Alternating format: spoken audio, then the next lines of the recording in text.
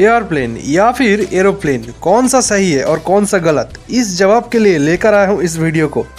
तो देर किस बात की, चलिए शुरू करते हैं इस वीडियो को। एयरप्लेन और एरोप्लेन दोनों ही सही वर्ड है। एयरप्लेन वर्ड को अमेरिकन इंग्लिश में यूज़ किया जाता है और एरोप्लेन वर्ड को ब्रिटिश इंग्लिश में यूज़ किया जाता है। लेकिन मैं बचपन से हवाई जहाज को एरोप्लेन सुनता आ रहा हूँ, तो इसीलिए पूरी वीडियो में मैं एरोप्लेन वर्ड का ही उपयोग करूँगा। तो दोस्तों, एरोप्लेन का आविष्कार किया था हमारे भारत का स्कॉलर शिवकर बापूजी तालपड़े ने 1895 में। लेकिन आज भी इंटरनेट पे आपको ये दिखाया जाता है कि फर्स्ट एरोप्लेन को उड़ाया था रीट ब्रदर्स ने 1903 का 17 दिसंबर पे, जो सरासर झूठ है।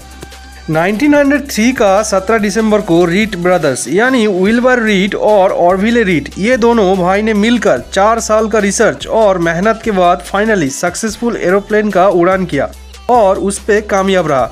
इसका नाम दिया Wright Flyer. Here's an early Wright model that still has the flying urge, and down here in Camden, New Jersey, she's flapping her wings to celebrate that first remarkable flight. We've left this early bird far behind, but the tremendous advance took only 31 years, just a generation. तो जैसा कि आप लोगों ने इस video clip में देखा कि किस तरह से रीट फ्लायर को उड़ाया गया था, और ये जो जगह था वो था नॉर्थ कैरोलिना शहर का किटी हॉक ग्राउंड। लेकिन ये सब काम शिवकर बापूजी तलपड़े जी ने इन दोनों से 8 साल पहले कर चुके थे। फिर भी सब जगह पे आज भी रीट ब्रदर्स का ही नाम लिया जाता है। ये ठीक बात नहीं है दोस्तों। शिवकर बापूजी तलपड़े जी एक स्कॉलर थे। इन्होंने संस्कृत लिटरेचर और वेद के ऊपर अपना पीएचडी डिग्री हासिल किया था sir J school of arts college से, जो आज का मुंबई पे मौजूद है। अपना पढ़ाई करते वक्त इन्होंने अपना शिक्षक चिरंजीलाल वर्मा के मदद से एरोनॉटिक्स मतलब विमान विद्या के बारे में जानना शुरू किए थे। और एक बात, दुनिया का पहला एक इंसान जिन्होंने खुद पहली बार रेशम, लकड़ी और असली पंख के मदद से बनाया गया 2 पंख जिसको अपने 2 हाथों पे बांधकर पहली बार हवा में उड़ान किया, इनका नाम है इंजीनियर अब्बास इब्न फिरनास। तो दोस्तों, एक एरोप्लेन में मेन 5 पार्ट्स होता है। नंबर 1, फ्यूसेलेज। ये एक एरोप्लेन का बॉडी में सबसे अहम किरदार निभाता है। इसके बिना कोई एरोप्लेन बन ही नहीं सकता, क्योंकि ये एरोप्लेन का वो पार्ट होता है जहाँ पे पैसेंजर्स, सारे सामान और उस एरोप्लेन को कंट्रोल करने वाला केबिन भी मौजूद होता है। नंबर 2, विंग्स या फिर हवाई जहाज का पंख जिसे हम बोलते हैं। एक एरोप्लेन को आसमान पे तैरने के लिए उस एरोप्लेन को हवा में अपना वजन के खिलाफ एक मजबूत पकड़ बनाना पड़ता है, जिसको लिफ्ट यानी एक अपवर्ड फोर्स बोला जाता है, जिसका डायरेक्शन होता है एरोप्लेन का वजन का डायरेक्शन का ठीक उल्टा। एक्चुअल में ये जो लिफ्ट फोर्स होता है ये सर आइजैक न्यूटन का 3rd लॉ का एक रियल लाइफ एग्जाम्पल है। जैसे 3rd लॉ में बोला जाता है for every action in nature there is an equal and opposite reaction. वैसे ही एक एरोप्लेन जब धीरे धीरे नीचे से ऊपर उड़ता है तब उसका 2 पंख पे नीचे से ऊपर की तरफ हवा का एक फोर्स लगता है, जो उस एरोप्लेन का वजन का फोर्स जो नीचे की तरफ लगता है उसका ठीक उल्टा डायरेक्शन पे लगता है, जिससे 2 फोर्स में से लिफ्ट फोर्स का दबाव ज़्यादा होने पर एरोप्लेन नीचे भी नहीं गिरता है और ऊपर की तरफ बढ़ने लगता है। तो उम्मीद करता हूँ कि आप लोगों को लिफ्ट फोर्स समझ में आ गया होगा। और एक बात दोस्तों, एक एरोप्लेन का डायरेक्शन मतलब लेफ्ट या फिर राइट में जाने के लिए पायलट्स जिस तरफ जाना होता है उस तरफ का पंखे को नीचे और दूसरे तरफ का पंखे को थोड़ा ऊपर करके टर्न लेते हैं, ताकि एरोप्लेन में बैठे हुए पैसेंजर्स को झटका ना लगे। नंबर 3, स्टेबलाइजर या फिर एरोप्लेन का पूंछ, जिसका काम होता है एरोप्लेन को स्टेबल रखना यानी स्ट्रेट उड़ने देना।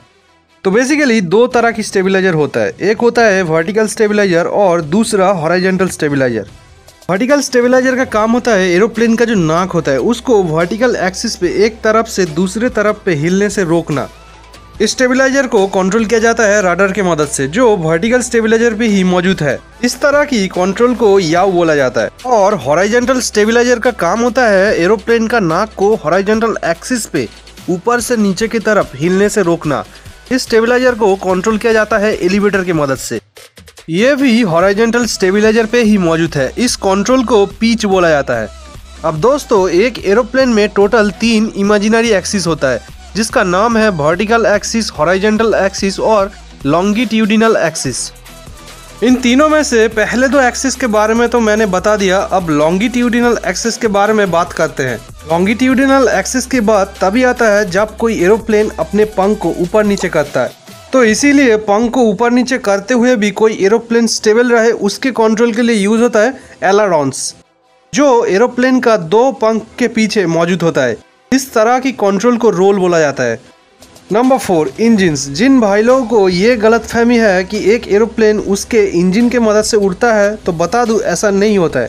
एक एरोप्लेन इंजन का काम सिर्फ इतना होता है कि टरबाइन को घुमाने के मदद से एरोप्लेन का सामने की तरफ एक थर्स्ट मतलब एक जोरदार फोर्स क्रिएट करना, क्योंकि सब एरोप्लेन सामने की तरफ उड़ते वक्त हवा का एक फोर्स जिसे ड्रैग कहते हैं और इसका डायरेक्शन होता है एरोप्लेन का पीछे की तरफ। तो इसीलिए बिना रुकावट के सामने बढ़ने के लिए एरोप्लेन का इंजन बहुत जोरदार थर्स्ट पैदा करता है।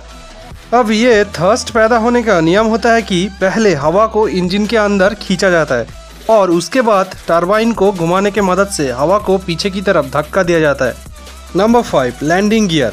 अब नाम से ही पता चल रहा है कि इस गियर को बनाया गया है टेक ऑफ और लैंडिंग के लिए। तो दोस्तों ये था एक एरोप्लेन का 5 मेन पार्ट्स। अब बात करते हैं एरोप्लेन का कुछ बेसिक इन्फॉर्मेशन के बारे में। क्या आप लोगों को पता है कि एक एरोप्लेन में उसका फ्यूल टैंक कहाँ पे रहता है? तो मैं आप लोगों को बता दूं, एक एरोप्लेन का फ्यूल टैंक उसके दो पंख पे मौजूद होता है। जी हाँ, दो पंख पे। तो है ना चौंकाने वाली बात। और एक फ्यूल टैंक पे मैक्सिमम 32,940 लीटर्स का फ्यूल भर सकता है, जिसमें से प्रति घंटे में 2,508 लीटर्स फ्यूल खर्च होता है। अब सवाल ये आता है कि कौन सा फ्यूल एरोप्लेन में यूज़ होता है? एविएशन केरोसिन, जिसका और एक नाम है QAV1। फुल फ्यूल टैंक पे एक एरोप्लेन 21 घंटा तक नॉन स्टॉप चल सकता है।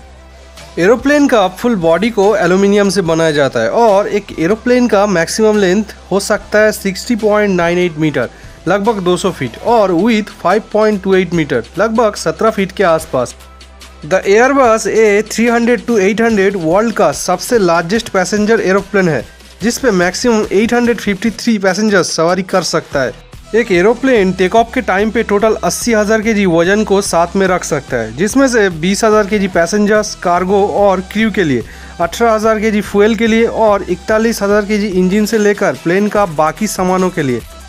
एक एरोप्लेन ग्राउंड लेवल से 60,000 फीट यानी 18.288 किलोमीटर ऊपर तक उड़ सकता है और एक नॉर्मल पैसेंजर प्लेन का नॉर्मल स्पीड होता है 460 to 575 माइल पर आवर या फिर 740 to 930 किलोमीटर पर आवर। अब आप लोगों को ये जान के झटका लगेगा कि एक एरोप्लेन को बनाने में खर्च कितना होता है। तो सुनिए, एक नॉर्मल पैसेंजर एरोप्लेन को बनाने में $89.1 मिलियन से $112.6 मिलियन तक खर्च होता है, जिसे अगर हम इंडियन रुपीस में कन्वर्ट करें तो ये होता है 708 करोड़ से लेकर 895 करोड़ तक या फिर इससे भी ज़्यादा हो सकता है। अब ये सब पार्ट तो ख़त्म हो गया, लेकिन अभी भी ज्ञान का कुछ पार्ट बाकी है। नंबर 1, आप लोग कभी बर्मुडा ट्रायंगल के नाम सुने हैं? ये एक ऐसी जगह है जहाँ पे शिप या फिर उसके ऊपर से किसी भी एरोप्लेन गुजरते वक्त अचानक गायब हो जाता है। नॉर्थ अटलांटिक ओशन का वेस्टर्न पार्ट में एक बड़ा सा ट्रायंगल शेप के आकार पे ये जगह मौजूद है। इसका और एक नाम होता है, वो है devil triangle. Number 2, United state air force के पास एक प्राइवेट जेट है जिसका नाम है एयरफोर्स 1, जिसका कीमत है $660 मिलियन यानी 5,248 करोड़, जिसको दुनिया का सबसे एक्सपेंसिव एरोप्लेन माना जाता है। Number 3, the Lockheed SR-71 Blackbird, दुनिया का सबसे फास्टेस्ट जेट जो प्रति घंटे 3,500 किलोमीटर रफ्तार तय कर सकता है और एक नॉर्मल एरोप्लेन से 4 गुना ज़्यादा तेज़ उड़ने वाला एक जेट। नंबर 4, 2021 में सबसे बेस्ट एयरलाइन माना जाता है कतर एयरवेज को, जिसके लिए अवार्ड भी दिया गया है। तो दोस्तों, हवाई जहाज़ का तैरने का कहानी आज इतना ही था। उम्मीद करता हूँ आप लोगों को ये कहानी सुन के मज़ा आया होगा और बहुत कुछ सीखने को मिला होगा। ऐसे ही किसी मज़ेदार सा स्टोरी टाइप फैक्ट के साथ मिलते हैं अगले वीडियो में। तब तक के लिए जय हिंद।